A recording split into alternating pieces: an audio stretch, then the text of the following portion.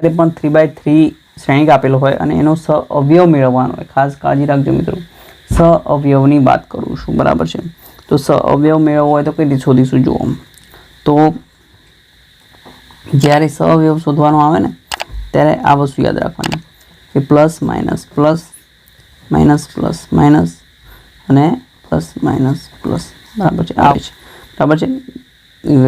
વચ્ચેલું જે હોય એની આગળ માઇનસ આવે, બાકીનામાં પ્લસ આવે. એડજોઇન્ટ મેળવવાની ખાસ વાત કરું છું.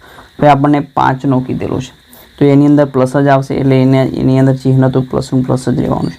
આની જ્યારે વાત કરું એટલે આ જે 5 છે એના બંને દબાવી દેવાના, બરાબર છે. ઉપર એનું જે આ કોલમ છે એ અને એની રો જે છે એ, બરાબર છે. એટલે કે સમ બને હાર બંને તમે દબાવી દો એટલે શું વધે છે 1 3 અને 7 9. તો શું થશે અહીંયા શું વધશે 1 3 અને 7 9, બરાબર છે. તો એ જે 1 3 7 9 હોય એનો આપણે શું બનાવીશું નિશ્ચયક બનાવીશું અને આનો જે આન્સર આવે એ આપણો જવાબ થઈ જશે. 9 × 9 7 × 21 એટલે -21, બરાબર છે. એટલે કેટલો થાય 9માંથી 21 જાય તો કેટલા વધશે 9માંથી 21 ના જાય, 21માંથી 9 કાઢો કેટલા વધશે મિત્રો? હા 12 વધશે. તો આ 12 કેવા માઇનસ, આ તમારો જવાબ થઈ ગયો.